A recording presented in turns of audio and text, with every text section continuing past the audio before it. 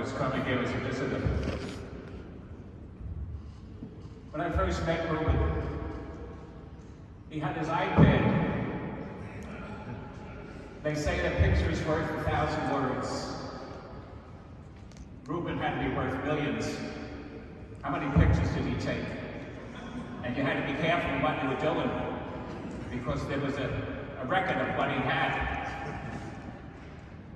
In actual fact, while there was pictures worth 1,000 words, Reuben's life is a picture. It's a picture of goodness, of love, of kindness, of work. The picture of a husband for all those years, someone who migrated, immigrated, and said, "I do," in capital letters. The father, Jane, Glenn, Jack, had a thing for him. And then the grandfather, I don't know, there's 7, 8 of you in the herd. And for 4 of you that I know, you lost 2 grandfathers in less than a year. Death is not easy for anybody, but death is part of life. And while we don't talk about it, it's there. And then when it happens, it hits us. And it causes sorrow and pain. Hopefully the goodness of life and the love that we share overcome the pain of death and the passage of time. And while Reuben has passed on physically, he will always be present with you until you take your last breath. I still hear my mother talking to me. And those that have gone on live with us. They live with us with the joy, the love, the teachings, maybe even the corrections from time to time. But what we had doesn't end in death. Even in our Catholic faith, we pray that in dying, life is not ended. It is merely changed. And it's what we really are about as Catholic people. Because God made us to know Him, to love Him, to serve Him in this world and the next. And we don't often want to think about the next.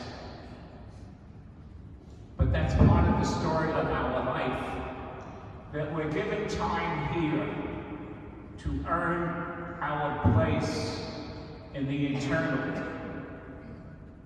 There is no easy path to heaven.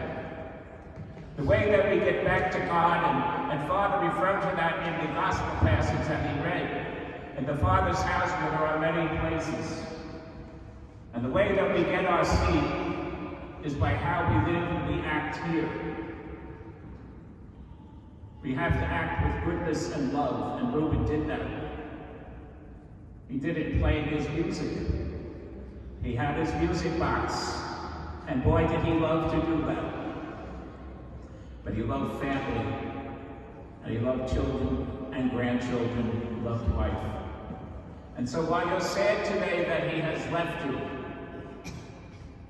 be happy that you had him, and that he has shared so much with you, most especially the Catholic faith that is ours, and the faith that says Jesus is the resurrection and the life, and he who's alive and believes in him will never die.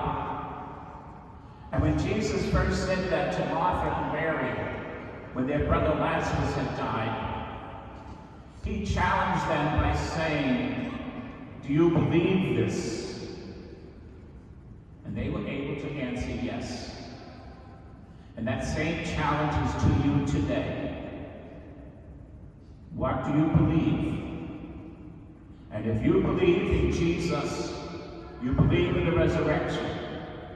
And if you believe in the resurrection and act in the life of Jesus, who is the way, the truth, and the life, then one day you will live in the Father's house, and you will share the joy of being Christians for all eternity. So console one another with your faith and your happy memories of